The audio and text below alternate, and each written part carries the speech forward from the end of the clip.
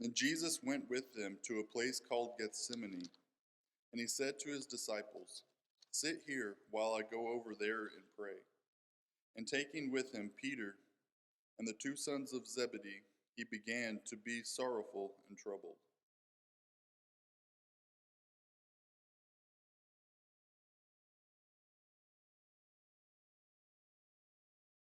Good morning. Good morning. I'm glad that you're here, whether you are or not. It's an honor that I hope we never forget to be able to worship God and to worship Him freely without fear of persecution or anything happening to us. I'm so thankful, and I'm thankful that you're here. If you have your Bibles, go ahead and open up to Matthew chapter 26, and this is going to be our continuation of this idea of overcoming victory, overcoming adversity. In our theme, victory over adversity. This is one idea that we came up with, I suppose, almost a year ago now. This idea, one of the most adverse situations that I believe Jesus ever faced, is found here in Matthew chapter 26. So to set this up for all of us so that we're on the same page, Jesus, it is his final week of life in the physical realm. He has entered Jerusalem for the final time.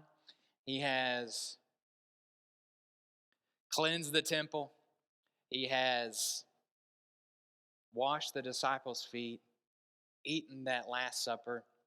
And after supper, he goes to the Mount of Olives just outside of Jerusalem.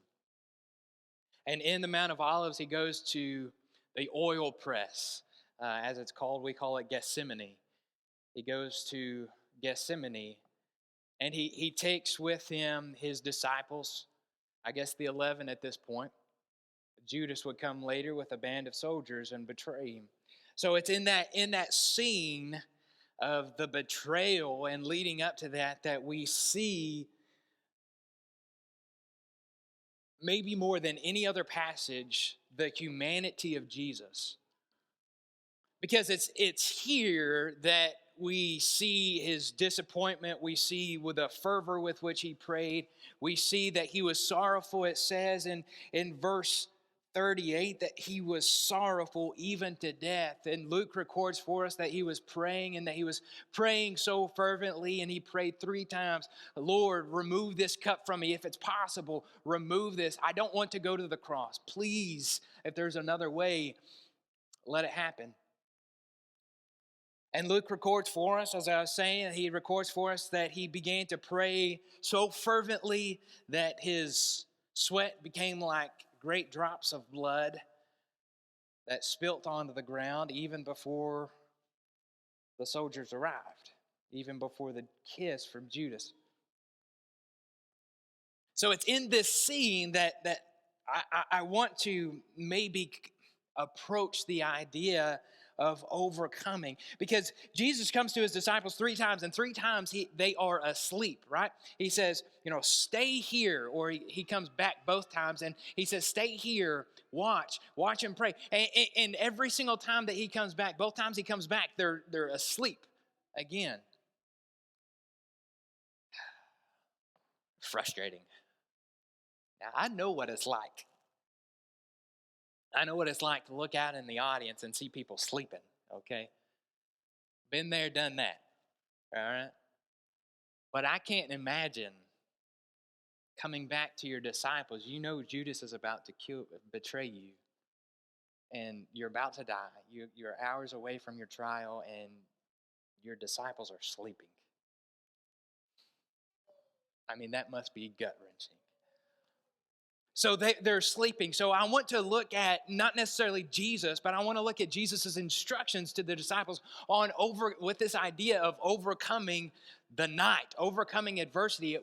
How do you overcome How do you approach difficulty? And I think Jesus kind of lays out for us some pretty good instruction here. The first thing that he says in verse 38 is he says, watch, okay?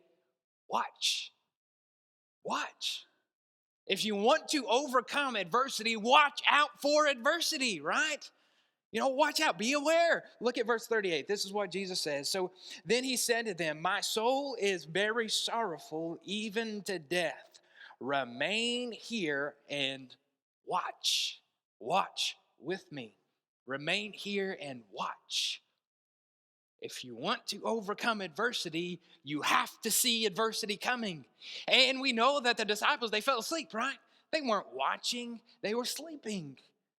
If you want to overcome darkness, if you want to overcome night, if you want to overcome Satan, you got to watch out.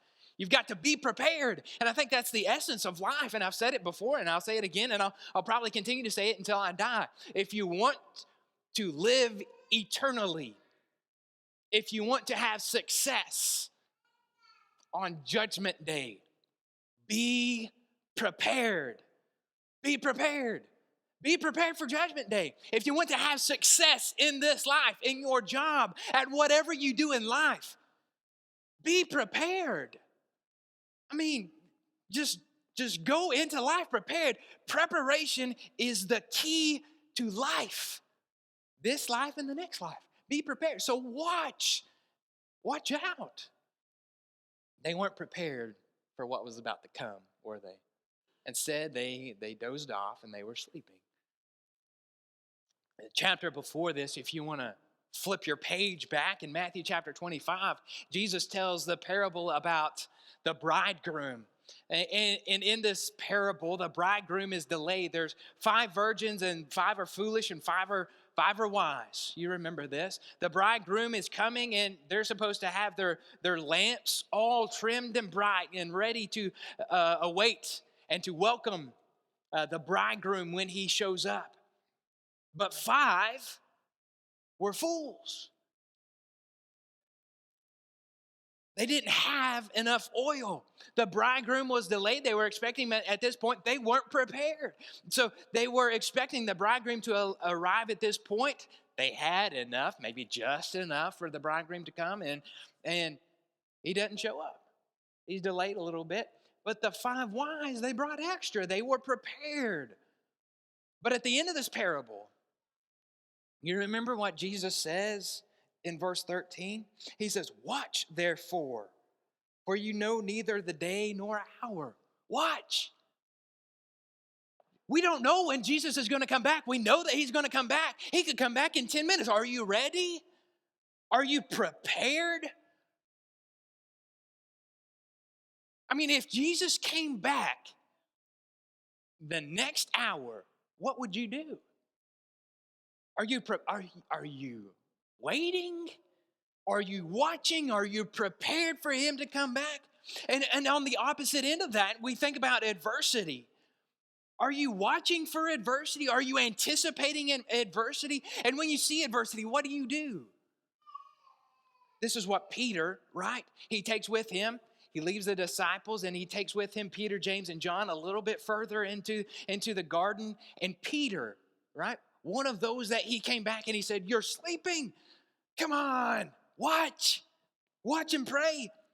This is what Peter writes in 1 Peter chapter 5 and verse 8. He says, be sober-minded, alert, be watchful. Your adversary, the devil, prowls around like a roaring lion seeking someone to devour. Watch out. Be sober-minded. Be aware of what is going on in front of you. The world is full of adversity. Watch. Be watchful. Be sober-minded. Be alert. Anticipate adversity. If you want to overcome difficulties, if you want to have success in your life, it's all about preparation. Be prepared. Watch out. If you want to be able to conquer adversity when it comes. You want to be able to conquer temptation when it comes. Well, guess what? It's coming all the time. Be prepared. You want to stand successful before Jesus on Judgment Day? Be prepared. Watch. remain here and watch with me. The second thing that he tells them, if we continue through this story, is to pray. Now read with me. And going a little further, he fell on his face and prayed, "My Father, if it is possible, let this cup pass from me. Nevertheless, not as I will, but you will." Okay? And then look at verse 40 and verse 41. And he came to his disciples and found them sleeping. And he said to Peter, "So, could you not watch with me 1 hour? Watch and pray that you may not enter into temptation. The spirit indeed is willing, but the flesh is weak." So the first time, right, in verse 38, he says, watch. And now he's adding something to it. Watch and pray. Watch and pray. So be alert, be prepared, be sober-minded, watch out. And while you're doing that, pray. Pray, pray, pray. You want to overcome adversity? Pray. Give it to God. Hand it over. If you want to have success, give it over to God. Watch and pray. One commentator said that watch so that you're not surprised, and pray for success. Watch so that you see what is coming, and then pray so that when it comes, you may have victory over it. You see? If I could put that another way, it's watch, be prepared, and pray. It's when you hand it over to God, okay? Be prepared to hand it over to God. Adversity's coming. Temptation's coming. The valleys of life, they are coming.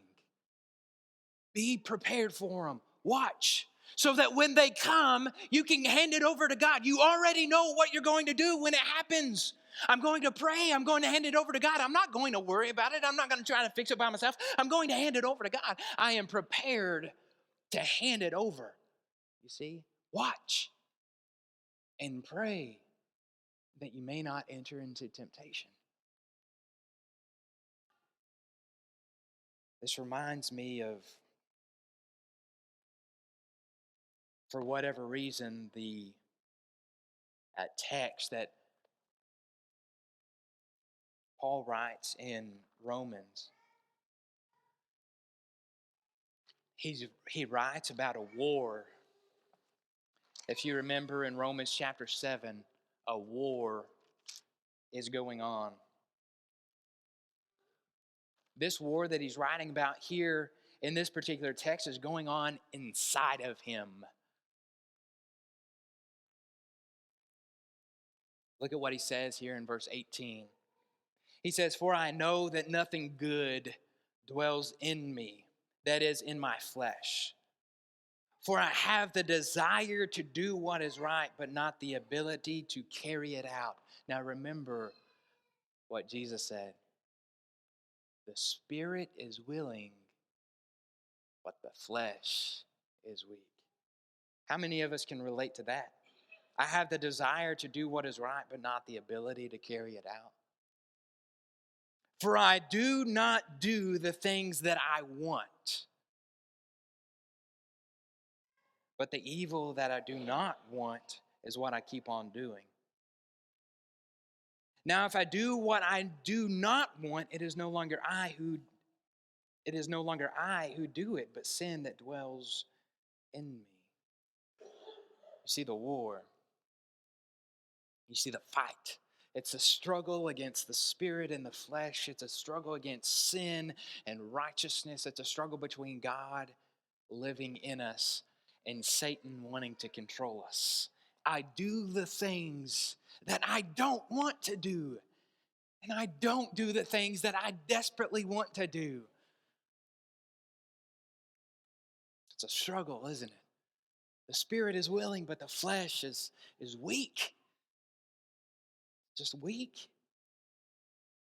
Then in verse 24, he says, wretched man that I am, who will deliver me from this body of death?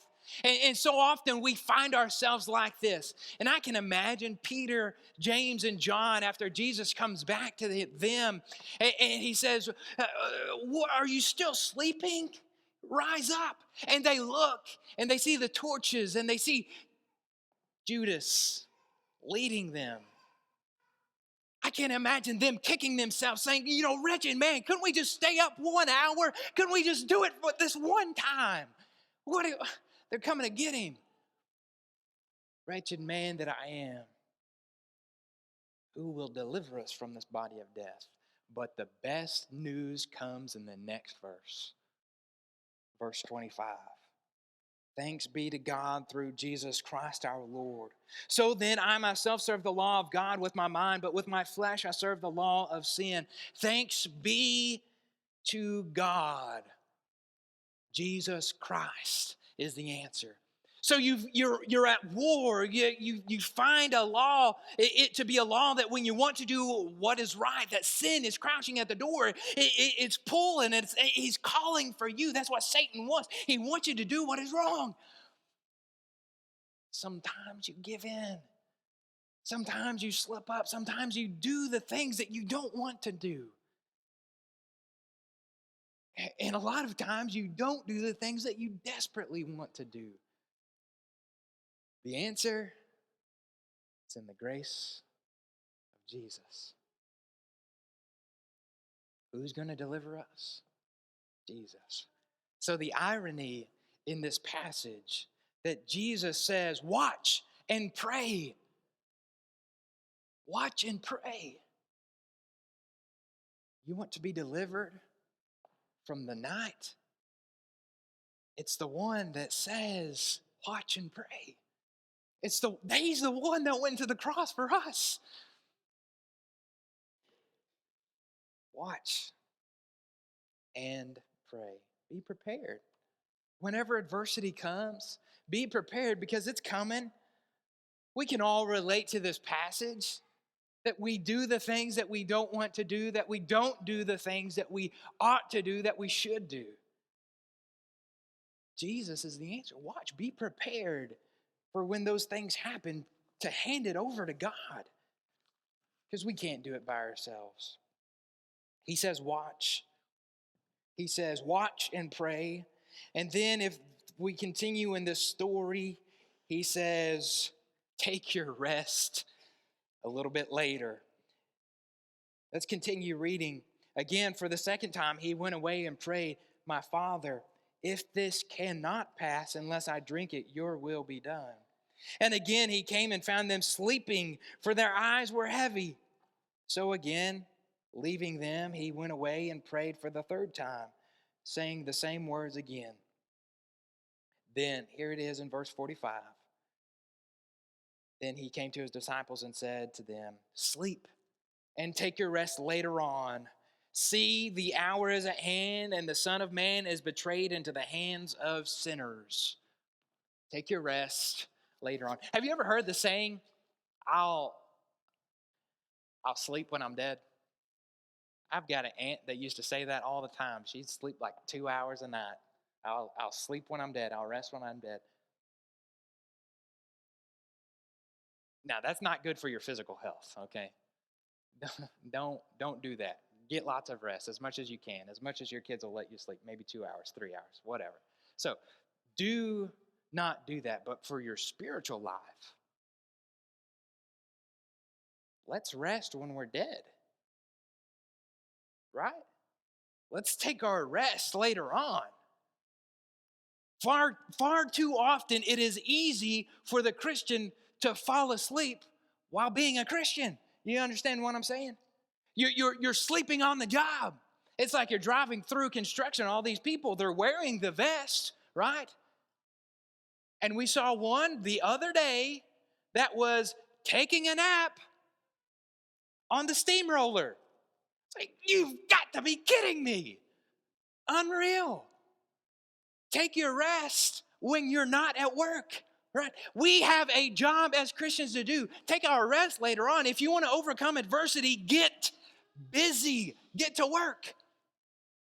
One of my favorite passages in Proverbs is Proverbs chapter 6. I'm going to flip over there real quick and read that to you. Proverbs chapter 6 and verse 10 and 11. It says, a little sleep, a little slumber, a little folding of the hands to rest, and poverty will come upon you like a robber, and want like an armed man.